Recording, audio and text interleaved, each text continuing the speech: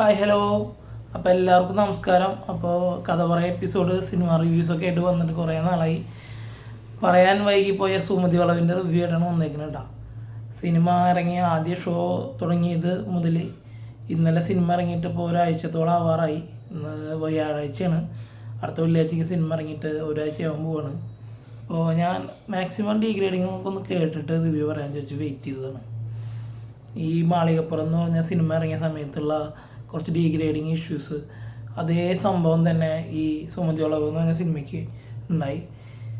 ഇനി നമ്മുടെ റിവ്യൂവുമായി ബന്ധപ്പെട്ട് കുറച്ച് കാര്യങ്ങൾ പറയാം. നമ്മളെ റിവ്യൂ ചെയ്യണതിൽ കുറച്ച് പേഴ്സണലായിട്ട് അറിയണവരൊക്കെ കുറച്ച് കാര്യങ്ങൾ പറഞ്ഞു തന്നിട്ടുണ്ടായിരുന്നു. റിവ്യൂ ചെയ്യുമ്പോൾ ശ്രദ്ധിക്കേണ്ട കുറച്ച് കാര്യങ്ങൾ. അപ്പോൾ അതൊക്കെ ഒന്ന് നോട്ട് ചെയ്ത് മാക്സിമം അങ്ങനെ ചെയ്യാൻ ശ്രമിക്കാൻ വേണ്ടിയിട്ട് ഞാൻ കുറച്ച് ഗ്യാപ്പ് എടുത്താണ്. എന്നെക്കൊണ്ട് പറ്റണ പോലെ മാക്സിമം ഉള്ള സൗണ്ടിലാണ് ഞാൻ ചെയ്യണത്. ബാക്ക്ഗ്രൗണ്ട് സൗണ്ടും കാര്യങ്ങളും കേൾക്കുന്നുണ്ടെന്ന് പറഞ്ഞു. നിലവിൽ ഇപ്പോൾ ഒരു 15,000 കൂടെ മൈക്ക് കൊടുത്ത് റിവ്യൂ ചെയ്യാൻ പറ്റുന്ന അല്ലെങ്കിൽ വീഡിയോ ചെയ്യാൻ പറ്റുന്ന സാഹചര്യമില്ല. എന്നാലും ശ്രമിക്കാം. നമ്മൾ ഫോണിൽ ചെറിയ അപ്ഗ്രേഡ് ചെയ്തിട്ടുണ്ട്. പിന്നെ എനിക്ക് മാക്സിമം പറ്റുന്ന പോലെയാണ് ഇപ്പോൾ സൗണ്ടും കാര്യങ്ങളൊക്കെ കൊടുത്ത് ചെയ്യണത്. അപ്പോൾ സുമതി വളവിനെ കുറിച്ചിട്ട് എൻ്റെ പേഴ്സണലായിട്ട് അഭിപ്രായം പറയാം. ഞാൻ, വൈഫ്, മോള് ഞങ്ങളെല്ലാവരും കൂടി വെള്ളിയാഴ്ച ഞങ്ങളുടെ നാട്ടിലത്തെ വയലത്തൂർ തിയേറ്ററായ ബി സിനിമാസിലാണ് പോയത്. നമ്മൾ മറ്റുള്ള തിയേറ്ററിലും കാര്യത്തിലും പോകുമ്പോൾ ഉള്ള പോലെ ടിക്കറ്റ് ബുക്ക് ചെയ്ത് അതിന് എക്സ്ട്രാ ചാർജ് കളയേണ്ട ആവശ്യമൊന്നുമില്ല. തിയേറ്റർ തുടങ്ങിയ കാലം മുതൽ തന്നെ അവരുടെ തിയേറ്ററിൻ്റെ ഓണറിൻ്റെ മകൻ ആളുടെ അവിടുത്തെ ഓഫീസിലൊരു നമ്പർ തന്നിട്ടുണ്ട്. ആ നമ്പറിലേക്ക് നമുക്ക് ഏത് സീറ്റാണ് വേണ്ടതെന്ന് സ്ക്രീൻഷോട്ട് അയച്ചു കഴിഞ്ഞാൽ അവർ ആ സ്ക്രീൻഷോട്ടിലുള്ള സീറ്റ് നമുക്ക് ബുക്ക് ചെയ്ത് നമുക്ക് ടിക്കറ്റ് അയച്ചു തരും. അതിനുശേഷം നമ്മൾ ക്യാഷ് അയച്ചു കൊടുത്താൽ മതി. നോർമലി നമ്മൾ തിയേറ്ററിൽ പോയിട്ട് എടുക്കുക 150 രൂപയ്ക്കാണ് തരുന്നത്. അതുപോലെ ഒരുപാട് ഹെൽപ്പും കാര്യങ്ങളും ഉണ്ട്. നമ്മളിപ്പോൾ ഒരു റെയിൻ കോട്ടായിട്ട് ഒക്കെ പോകുമ്പോഴേ പേഴ്സണലി പലരും ഉള്ളിൽ കയറ്റാറൊന്നുമില്ല. ഇപ്പോൾ അവിടെ ചെന്നാലും അവിടെ വെച്ചോട്ടാന്ന് പറഞ്ഞാൽ അത്രയും സ്നേഹത്തോടുള്ള പെരുമാറ്റം. പിന്നെ ഈ ബി സിനിമാസ് വന്നതോട് കൂടിയിട്ട് ഞാൻ കുന്നംകുളം ആറച്ചിലും ഭാവനയിലും കണ്ടുവരുന്നൊരു രീതിയുണ്ട്. അതായത് നമ്മളൊരു സിനിമ തിയേറ്റർ ഒരു 8-9 മണിക്ക് ഓപ്പൺ ചെയ്താൽ അന്ന് രാത്രി 12 മണി വരെയുള്ള ഏത് ഷോയും അവർ തിയേറ്റർ തുറക്കണ നേരത്ത് പോയാൽ നമുക്കതിന് ടിക്കറ്റ് കിട്ടും. ഇപ്പോഴും ഗുരുവായൂർ ദേവകി, അതേപോലെ തന്നെ അപ്പാസ്, ജയശ്രീ എന്ന തിയേറ്ററിലൊന്നും ഇങ്ങനെ പറ്റില്ല എന്നുകൊണ്ട് വളരെ ബുദ്ധിമുട്ടാണ്. അതുണ്ട് ഇത്രയും കാലങ്ങൾ ഇത്രയും മുന്നോട്ട് പോയി കുറേ കാര്യങ്ങൾ അപ്ഗ്രേഷൻ വന്നിട്ട് പോലും ഇവരൊന്നും ഇതിനൊന്നും സമ്മതിക്കാതെ എന്തുകൊണ്ടാണെന്ന് എനിക്ക് മനസ്സിലാവുന്നത്. നമ്മൾ കാശ് കൊടുത്തിട്ടാണ് ടിക്കറ്റ് വാങ്ങണത്. അതവർക്ക് കാലത്ത് തന്നാൽ എന്താ, എപ്പോൾ തന്നാൽ എന്താ, പിന്നെ നമ്മൾ വരാണ്ടിരിക്കുന്നത് അവരുടെ വിഷയമല്ല.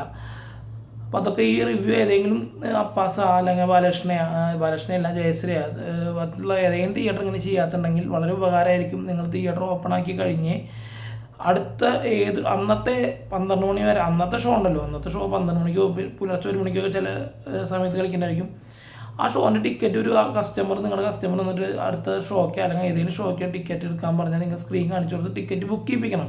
നിങ്ങൾ എന്തിനാണ് തരില്ല എന്ന് പറഞ്ഞത് എന്ന് എനിക്കിപ്പോഴും മനസ്സിലാവുന്നില്ല. ഇനി സുമതി വളവിനെ കുറിച്ചിട്ട് പറയാം. അപ്പോൾ ഞാനും വൈഫും മോളും കൂടിയിട്ട് സെക്കൻഡ് ഷോ, അതായത് 9 മണി ഷോയ്ക്കൊക്കെ പോയെന്ന് പറഞ്ഞല്ലോ. എന്നെ സംബന്ധിച്ചോളം പേഴ്സണലി എനിക്ക് വളരെയധികം ഇഷ്ടപ്പെട്ട് ഒരു ഫെസ്റ്റിവൽ മോഡലിലൊക്കെ കണ്ടപ്പെടാണ്. നാട്, അമ്പലം, എന്തൊക്കെ കാര്യങ്ങളൊക്കെ ആയിട്ട്. ഈ സുമതി വളവിനെ കുറിച്ചിട്ട് പറയുകയാണെങ്കിൽ നമ്മുടെ മാളികപ്പുറം, പിന്നെ ആനന്ദ് ശ്രീബാല ഒക്കെ ചെയ്തിട്ടുള്ള അഭിലാഷ് പിള്ള ചെയ്ത പടമാണ്. അതായത് അഭിലാഷ് പിള്ളയാണ് സുമതി വളവ് എന്ന് പറഞ്ഞ സിനിമയുടെ കഥ എഴുതിയേക്കുന്നത്. സംവിധാനം ചെയ്തേക്കുന്നത് വിഷ്ണു ശശിശങ്കറാണ്. പിന്നെ നിർമ്മിച്ചേക്കുന്നത് 2 പേരാണ്. അതിനെക്കുറിച്ച് ഞാൻ ഡീറ്റെയിൽസ് പറയാം. മുരളി കുന്നത്തുള്ളി അങ്ങനെ ഞാൻ നോട്ടിട്ടാ. മുരളി കുന്നംപുറത്തും ഗോപാലനും.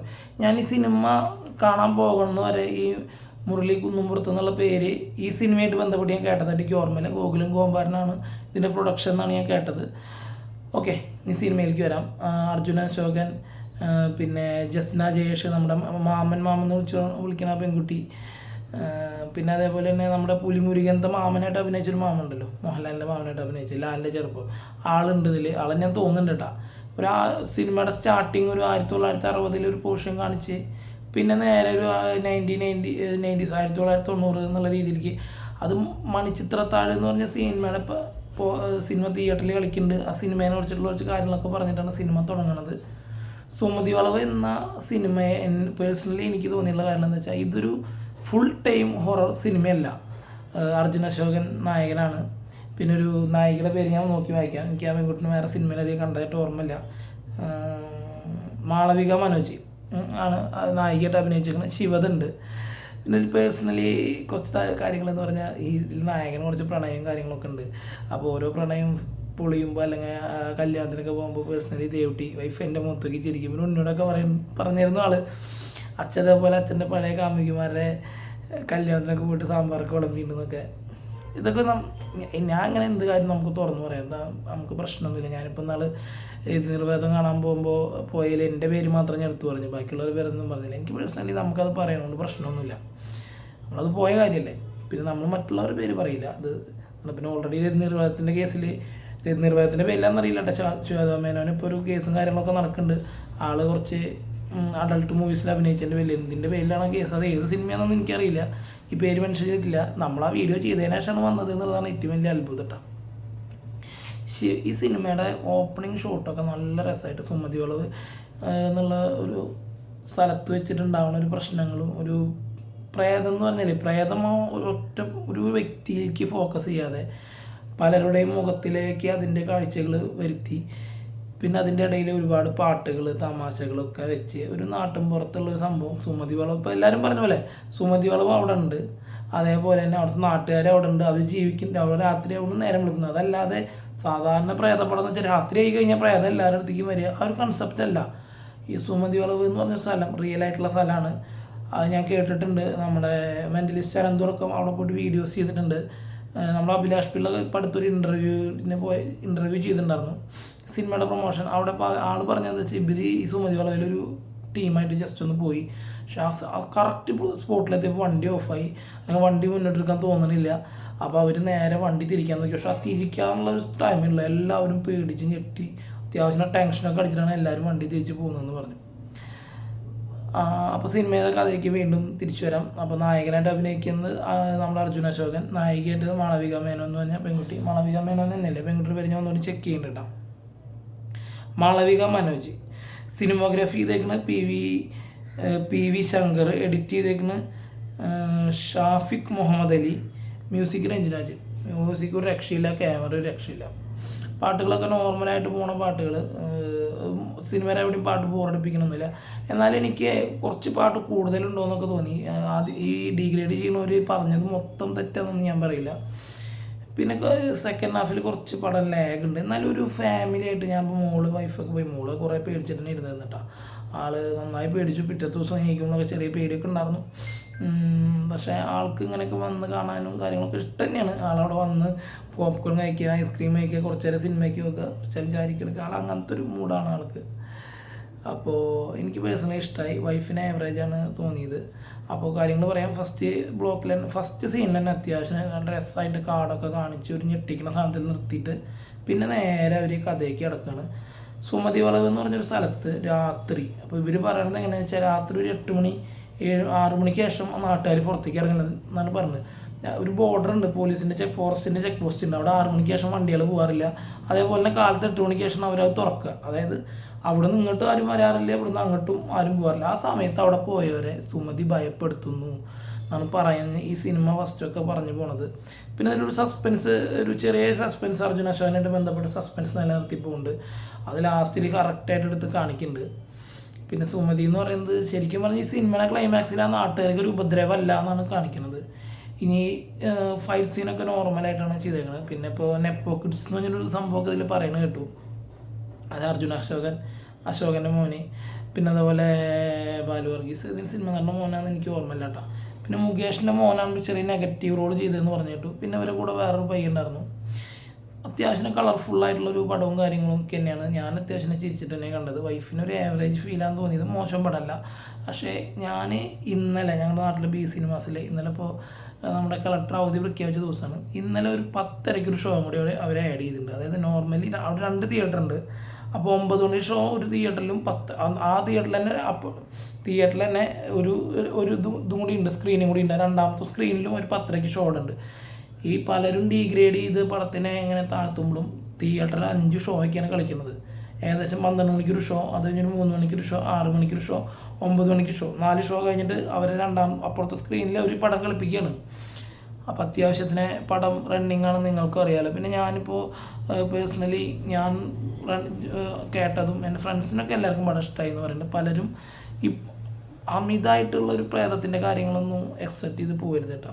ഈ ഇൻ്റർവ്ലോക്കിക്ക് പറയാം, ഒരു ഇത്രയും മെയിൻ പ്രശ്നമുള്ള സ്ഥലമാണ്. ആ പ്രശ്നമുള്ള സ്ഥലത്തേക്ക് ഒരു ഗർഭിണിയായിട്ട് ഇവർക്ക് റോഡ് ക്രോസ് ചെയ്ത് ഹോസ്പിറ്റലിലേക്ക് പോകേണ്ട അവസ്ഥ വരും. ആ സമയത്ത് ഇവർ പോയിട്ട് സുമതി വളയ്ക്ക് കിടക്കുമ്പോൾ ഒരു മരം വീഴുന്നു. ആ മരം വീണ നേരത്ത് ഇവരെല്ലാവരും ഇറങ്ങി മരം എടുക്കാൻ വേണ്ടി നോക്കും.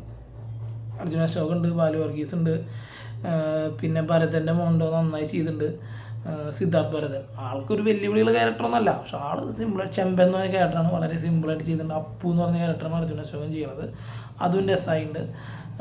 പിന്നെ കുറച്ച് സിനിമ തുടങ്ങി കുറച്ച് കഴിഞ്ഞ ഒരു എൻട്രി ഉണ്ട്, എന്തായാലും ഒന്നൊന്നര എൻട്രി സുരേഷ് ഗോപിയുടെ മോൻ്റെ ഗോകുൽ സുരേഷ് പൊളിച്ചിട്ടുണ്ട് കേട്ടോ. പിന്നെ ഒരു കാട്ടുപന്നീനെ പിന്നാലെ പോകുന്ന സാധനമൊക്കെ ഉണ്ട്. അതൊക്കെ തിയേറ്ററിൽ കണ്ട എക്സ്പീരിയൻസ് ചെയ്യുന്നതാണ്. ആൾക്കൊരു വെല്ലുവിളി, ആൾക്കും വെല്ലുവിളിയല്ല, ആൾ വളരെ സിമ്പിളായിട്ട് അത് ചെയ്ത് നല്ല നീറ്റായിട്ട് ചെയ്യുന്നുണ്ട്. അപ്പോൾ ആളുണ്ട് സിനിമയിൽ. അപ്പോൾ ഈ ഒരു സീനിൽ ഇവർ കുറച്ച് ആൾക്കാർ, അർജുന അശോകൻ, പിന്നെ ബാലു വർഗീസ്, പിന്നെ അർജുന അശോകൻ്റെ അച്ഛൻ അഭിനയിക്കുന്ന ആൾ, പിന്നെ അതേപോലെ ഇവൻ ചെമ്പൻ എന്ന് പറയുന്ന പേര്, സിനിമയിൽ അവൻ്റെ പേര് സിദ്ധാർത്ഥ് ഭരതൻ. ഇവരെ കൂടി അവിടെ പോകണ നേരത്ത് വണ്ടിയുടെ മുന്നിലേക്ക് മരം വീണിട്ട് ഇവരിത് പൊക്കാൻ നിൽക്കുന്ന നേരത്ത് പെട്ടെന്നൊരു സൗണ്ട് കേട്ടിട്ട് ചെന്ന് നോക്കുന്നിടത്ത് വണ്ടിയിൽ ശിവതയാണ് പ്രസവവേദനയായിട്ട് അവളെ തന്നെ കൊണ്ടുപോകാൻ നോക്കുമ്പോൾ പിന്നെയുള്ള കുറച്ച് സീനിയർ രസമായിട്ട് ഇൻ്റർവ്യൂളൊക്കെ പൊള്ളിച്ചിട്ടുണ്ട്. പിന്നെ ഇൻ്റർവ്യൂല്ലാം ശേഷമുള്ള ചെറിയ ചെറിയ സീൻസും കാര്യങ്ങളൊക്കെ അത് ആണ്. ഇത് എനിക്ക് പേഴ്സണലി ഇഷ്ടപ്പെട്ട സിനിമയാണ്. നല്ല കളർഫുള്ളായി ഒരു ഡാമൊക്കെ കാണിക്കുന്നുണ്ട് കേട്ടോ, അത് ഏതാ ഡാമെന്നറിയില്ല. പിന്നെ ഒരു ഫസ്റ്റ് സിനിമ തുടങ്ങുമ്പോൾ സൈജു കുറുപ്പ് ഒരു ഫോറസ്റ്റ് ഓഫീസറായിട്ട് എൻ്റർ ചെയ്യുന്നുണ്ട്. ഒരു സിനിമ ബേസായിട്ട് കുറച്ച് കാര്യങ്ങൾ സിനിമയൊക്കെ വാച്ച് ചെയ്യുന്നവർക്ക് അറിയാം. ഈ സൈജു കുറുപ്പിന് ഈ സിനിമയിൽ എന്തൊക്കെയോ കുറച്ച് കണക്ഷൻസ് ഉണ്ട്, അത് ചെറിയ ബിറ്റ് ഇട്ടിട്ട് പോയിട്ടുണ്ട് അവിടെ ഇവിടെയൊക്കെ. പിന്നെ അർജുന അശോകൻ, ഇവരൊക്കെ നന്നായി സിനിമയുടെ കഥയായിട്ടുള്ള കണക്ട് ചെയ്ത ആൾക്കാരാണ്. നമ്മൾ അത്രയധികം പേടിച്ച് ഒരു ഒറ്റ ആളിലേക്ക് ഫോക്കസ് ചെയ്തിട്ടൊരു പ്രേതത്തെ കൊണ്ടുപോകാത്തത് കൊണ്ടാണോ, അതാ എല്ലാ രാത്രികളിലും എല്ലാവരുടെ വീട്ടിലേക്കും അല്ലെങ്കിൽ റോട്ടിലിറങ്ങുന്നവർക്കൊക്കെ പ്രേതം കാണിക്കാത്തതുകൊണ്ടാണെന്ന് അറിയില്ല. പ്രമുഖമായ യൂട്യൂബേഴ്സ്, അതായത് നമ്മുടെ കോക്ക്, പിന്നെ ഉണ്ണിച്ചാട്ടൻ, ഉണ്ണി വ്ളോഗ്സ് പോലുള്ള പലരും ഈ പടത്തിനെ ഒരു വലിയ സപ്പോർട്ട് ചെയ്ത് കണ്ടില്ല. ഞാൻ മാളികപ്പുറം റിലീസിൻ്റെ അന്ന് എനിക്ക് എനിക്കൊരു മന ഉണ്ടല്ലോ, നമ്മുടെ പെരുമ്പിലാവല്ല, ആ ഭാഗത്തൊരു മന ഉണ്ട്, കുന്നത്തൂർ മന, ഞാനെന്താ പേര്, ആ മനയിലൊരു കല്യാണം ഉണ്ടായിരുന്നു. കല്യാണം കഴിഞ്ഞ് ഞാൻ, അതായത് എൻ്റെ ഓർമ്മ ശരിയാണെങ്കിൽ ന്യൂ ഇയറിൻ്റെ അന്നാന്ന് തോന്നുന്നുണ്ട്, ന്യൂ ഇയർ ഡിസംബർ 1 ജനുവരി 1 കൊണ്ടാണ് മാളികപ്പുറം റിലീസ് എന്ന് എൻ്റെ ഓർമ്മ കേട്ടോ. അപ്പോൾ അന്ന് വന്ന് സെക്കൻഡ് ഷോയ്ക്ക് ദേവിക്കുന്നാണ് മാളികപ്പുറം കണ്ടത്. പേഴ്സണലി ഭയങ്കര ഇഷ്ടപ്പെട്ട പടമാണ്, ഇപ്പോഴും ഇഷ്ടമാണ്. അതിനേക്കാൾ കൂടുതൽ കുറച്ചുകൂടി അടിപൊളിയും എന്താ പറയുക, കുറച്ചും കൂടി എനിക്ക് കൂടുതൽ ഇഷ്ടമെന്നല്ല, കുറച്ചും കൂടി കണക്റ്റായത് ഈ പടമാണ്. അത് ഡിവോഷണലി കണക്റ്റായ പടമാണ്. ഇത് കുറേ കാര്യങ്ങൾ പേഴ്സണലി കണക്റ്റായ അങ്ങനത്തെ കുറച്ച് സംഭവങ്ങളൊക്കെ ഉള്ള പടമാണ്. അപ്പോൾ ഇപ്പോഴും നിങ്ങളുടെ വീടിൻ്റെ അടുത്തുള്ള തിയേറ്ററിലൊക്കെ പോയി ഈ സിനിമ ഉണ്ടെങ്കിൽ മറ്റുള്ള റിവ്യൂവേഴ്സിൻ്റെ വാക്ക് കേട്ട് നിങ്ങൾ കാണാതിരിക്കരുത്. ഫാമിലിയായിട്ട് പോയി കണ്ട് എൻജോയ് ചെയ്ത് വരാൻ പറ്റുന്ന പടമാണ്. കുട്ടികളെ കുറച്ച് പേടിക്കാനുള്ള കാര്യങ്ങളുണ്ട്, അതൊക്കെ രസമായിട്ട് തന്നെ കാണാൻ പറ്റുന്ന സംഭവം തന്നെയാണ്. പിന്നെ കുറച്ച് ഈ സിനിമ ഉണ്ടായിരുന്ന പലരും ഗർഭിണികൾ ഈ സിനിമ കാണുമ്പോൾ ഒന്ന് ശ്രദ്ധിക്കണം. ഒന്നുമല്ല, ഒരു ഗർഭിണിയുടെ വയറ് കീറിയിട്ട് എടുക്കണ ഒരു സീൻ പോലെ ഒരു ഹൊറർ മൂഡിലുള്ള സംഭവം ചെയ്യുന്നുണ്ട്. അപ്പം അതുണ്ട്, നമ്മളിപ്പോൾ അത് പറയാണ്ടിരുന്ന അതൊരു വലിയ സസ്പെൻസ് ഒന്നുമല്ല.